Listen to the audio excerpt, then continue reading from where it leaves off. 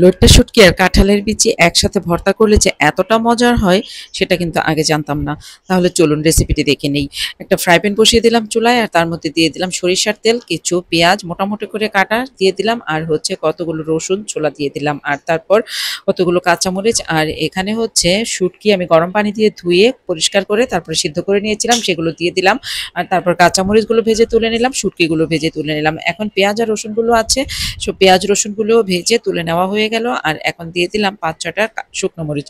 শুকনো মরিচগুলো ভেজে তুলে নিলাম আর এখন ওই ফ্রাই প্যানে আবার একটু তেল দিয়ে নিলাম আর এখানে কতগুলো কাঁঠালের বিচি আমি আগেই সিদ্ধ করে নিয়েছিলাম সেগুলো একটু তেলের মধ্যে ভেজে তুলে নিলাম। আর এখন এগুলো সব একসাথে করে নিয়েছি আর এখন এর মধ্যে কিছু বিলেতি ধনেপাতা নিলাম, আপনারা ইচ্ছে করলে কিন্তু দেশি ধনেপাতাও নিতে পারেন। আর তারপর কাঁঠালের বিচি ছাড়া বাকি সব উপকরণ একটা ব্লেন্ডারের ছোট জারে নিয়ে পরিমাণ মতো লবণও দিয়ে দিলাম আর তারপর ঢাকনাটা লাগিয়ে খুব ভালো মতো ব্লেন্ড করে নিলাম। তারপর এগুলো একটা মাটির পাত্রে আমি নিয়ে নিলাম আর এইদিকে কাঁঠালের বিচিগুলো একটা বাটনায় নিয়ে পিষানি দিয়ে খুব ভালোভাবে পিষে নিলাম আর এখন সবগুলো একসাথে করে নিলাম আর তারপর হাত দিয়ে মেখে খুব ভালোভাবে মিশিয়ে নিতে হবে।